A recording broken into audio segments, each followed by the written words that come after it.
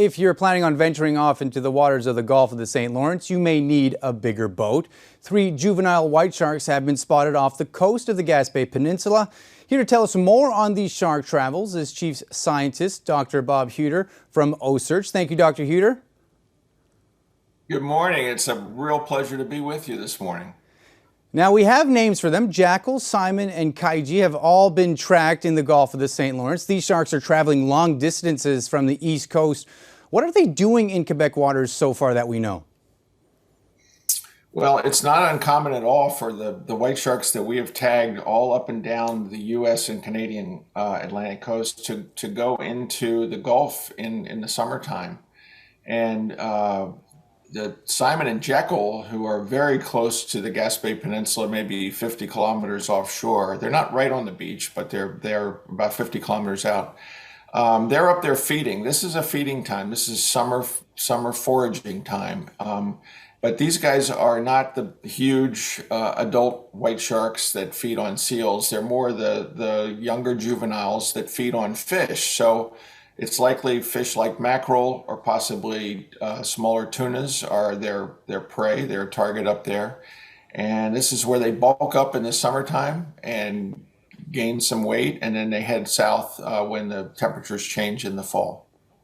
Now, yeah, it seems a bit of a boys' club. They're all juvenile males from what we can tell from the research that you gathered here. When it comes to this, is this going to be more common, and is climate change something that's affecting these habits, making more sharks head up north?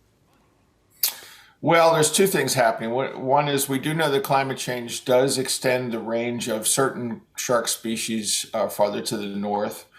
We're not sure about the white shark yet, but there's no reason to think that they're immune from this. The other is that the white shark population in the off the Atlantic coast was really decimated between the 1960s, 1990s, and since then we've been trying to rebuild the population back to a healthy level, and it's happening.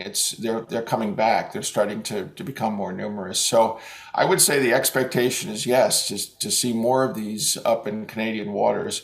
And by the way, Atlantic Canada is extremely important to this population, which is classified as endangered in Canada. In fact, more than half of the animals that we've tagged down south go to Canada. They don't stop in places like Massachusetts, but they go to Canada. So very important to the population. Now, when it comes to this tracking method, there are dozens of animals, including sharks and other species. What's the information that you're getting and conducting with this research?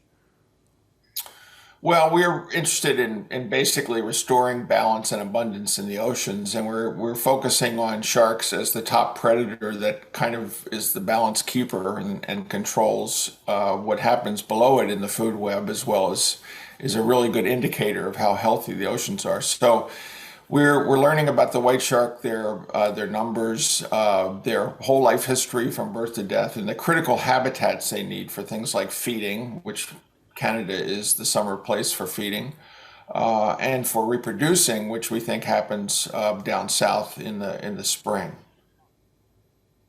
Fascinating and a bit concerning. Chief Scientist with Ocearch, Dr. Bob Hueter, thank you very much. We appreciate you taking the time with us this morning.